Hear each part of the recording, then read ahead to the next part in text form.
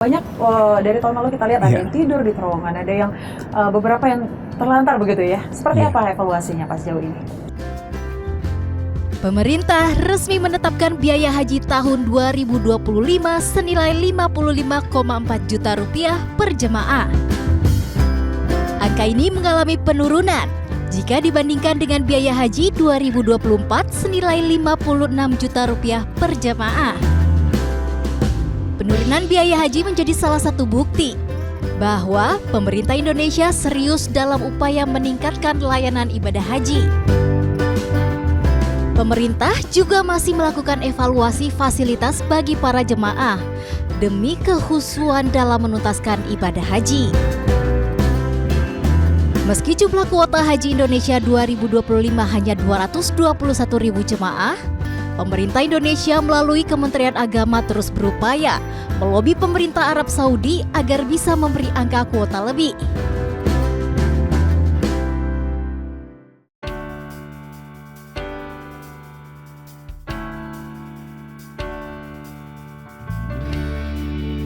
Pemirsa, Anda kembali lagi di 30 menit bersama Kabinet Merah Putih bersama saya Aya Nufus dan masih dengan Menteri Agama.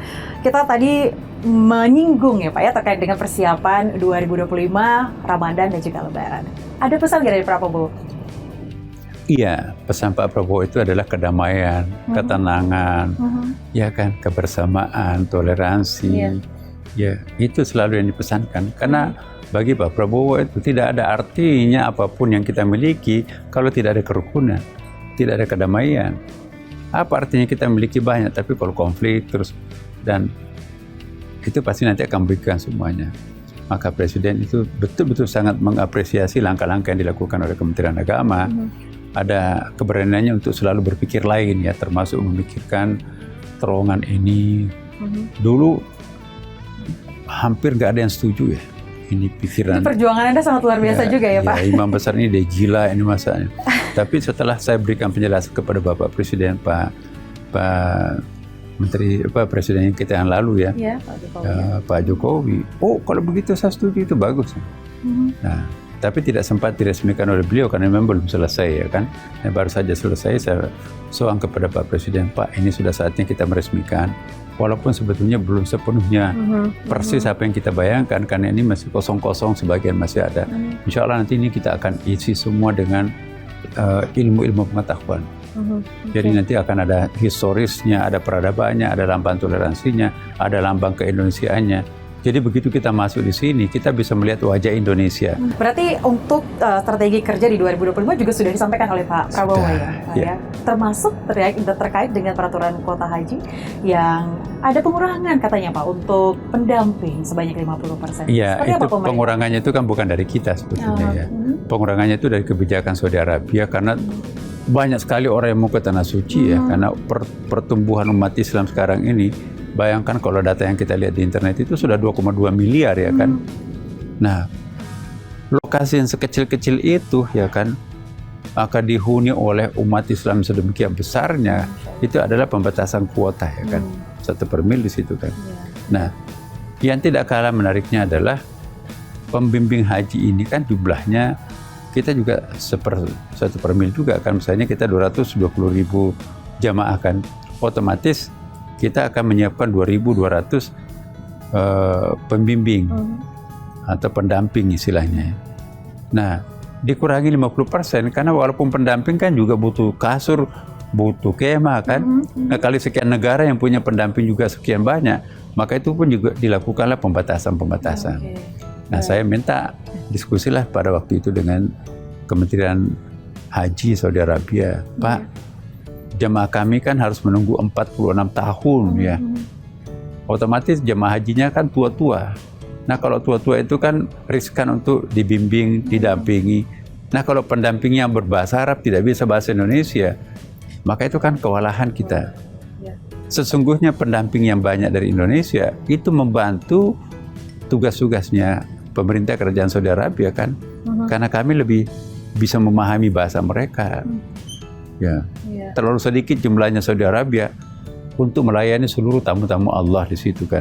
Nah, kalau kita lengkapi diri kita dengan pendamping, ya soal bagaimana pengaturannya itu nanti kita atur. Untuk evaluasi sendiri dari tahun lalu ke tahun ini, kira-kira ada nggak Pak? Selalu ada evaluasi, ya selalu ada evaluasi. Semua berobsesi haji kita Indonesia itu harus lebih baik daripada tahun-tahun sebelumnya. Dan terbukti memang kita setiap tahun mendapatkan penghargaan dari Kerajaan Saudi Arabia sebagai jemaah haji yang paling tertib, paling sopan, dan paling gampang diatur. Banyak dari tahun lalu kita lihat ada yang tidur di terowongan, ada yang beberapa yang terlantar begitu ya. Seperti apa evaluasinya Pak sejauh ini? Iya, kita sedang mengevaluasi ini ya. Karena tergantung kuota kita nanti ya. Kan ini kan UNH-nya baru akan ditetapkan tuh. Nah, kalau misalnya ada tambahan pelunasan biaya haji itu kan, tentu juga ada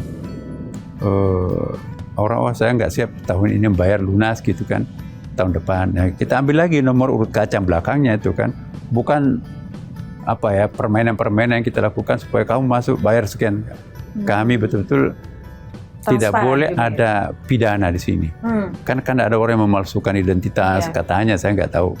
Ada orang mau kartu keluarganya, kan suaminya meninggal, tapi harus ada penggantinya kan. Nah, tapi pengawasan terkait hal itu apakah akan dilakukan Pak? Kami kerjasama dengan Kementerian Dalam Negeri. Dukcapilnya itu kan nanti akan meneliti apakah betul ini ada kaitannya dengan keluarga yang bersangkutan. Kan banyak sekali kan kecurigaan, kok penggantinya orang Makassar meninggal tapi penggantinya orang Medan, apa kaitannya? Ya, yang meninggal adalah orang putih tapi warna kulit hitam yang menggantikan. Apakah betul ini ada hubungan kekeluargaan? Nah, kita jangan ada manipulasi di balik ibadah, itu kan nggak enak. Betul. Jangan ada penipuan, jangan ada manipulasi, apalagi jangan ada. Saya sih maunya bersih, sebersih-bersihnya, sebersih haji itu sendiri kan. Tapi saya manusia biasa, saya bukan malaikat, punya keterbatasan juga. Tapi niat kami insya Allah akan melakukan yang terbaik untuk bangsa Indonesia, untuk umat Islam di Indonesia, bahkan umat seluruhnya kan. Tapi itu obsesi dan cita-cita kami. Tapi tergantung juga faktor pendukung yang lain. Iya, jadi begitu banyak hal yang sudah dipertimbangkan juga di tahun 2025 ini supaya semuanya berjalan dengan lancar ya Pak ya. Tadi saya juga penasaran terkait dengan sejauh ini lagi-lagi pendapat dari orang pemerintah Arab Saudi terkait dengan jamaah haji kita seperti apa Pak? Ya, itu tadi saya katakan ya. Setiap tahun kita mendapatkan penghargaan sebagai penyelenggara ibadah haji yang terbaik. Itu kebanggaan kita sendiri kan, Masya Allah. Ya, jadi walaupun tempatnya jauh nggak ngeluh, walaupun dia macet tapi nggak ngeluh. Tapi mungkin teman-teman lain menurut pandangan mereka itu suka ngamuk-ngamuk, kita enggak. Sabar ya. Maaf ya. Dengan banyaknya perbedaan orang-orang Indonesia yang ada di Arab Saudi pada saat jemaah haji khususnya, ada nggak Pak mungkin pendapat dari orang-orang pemerintah di Arab Saudi? Iya, appreciate banget ya. Tapi saya selaku Menteri Agama, kita juga tidak boleh memanfaatkan kesabaran Indonesia untuk melakukan sesuatu yang tidak terpuji. Ya, mentang-mentang jamaahnya sabar, ditipu juga sabar. Ya, ini nasibnya enggak. Kita harus fairness gitu. Jangan memanfaatkan ketaatan, kesabaran jamaah kita untuk melakukan keuntungan secara subjektif.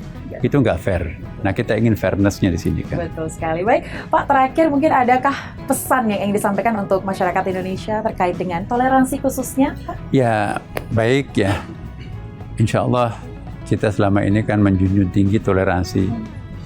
Jadi masalah kerukunan bagi Indonesia itu sudah lewat ya. Masalah kesetaraan gender sudah lewat. Masalah hak asasi manusia sudah lewat. Masalah ekonomi modern juga sudah lewat. Bahkan yang paling penting, masalah demokrasi terbuka juga sudah lewat. Sementara di negara-negara lain, termasuk negara-negara mayoritas Muslim, masalah HAM dan Islam masih persoalan. Apakah ada demokrasi dalam Islam? Masih persoalan. Apakah ada hak asasi manusia dalam Islam? Seperti apa? Itu masih debatable. Nah, kita semuanya, apa yang masih debatable di tempat yang lain, kita sudah lewati. Inilah kemajuan Indonesia. Dan kami menghimbau kepada segenap warga masyarakat bangsa Indonesia, apapun agamanya, mari kita bersatu, menggapai sebuah cita-cita luhur bangsa ini, sebagaimana yang telah digoreskan oleh founding fathers kita semuanya. Inilah keindahan Bhinneka Tunggal Ika. Iya, luar biasa sekali. Terima kasih Pak Menteri atas waktu Anda sudah berbincang dengan saya. Terima kasih sekali. Mungkin saya tadi belum sempat ngelihat terowongan yang bagian dari katedral. Boleh Pak, kita sama-sama lihat ya Pak ya?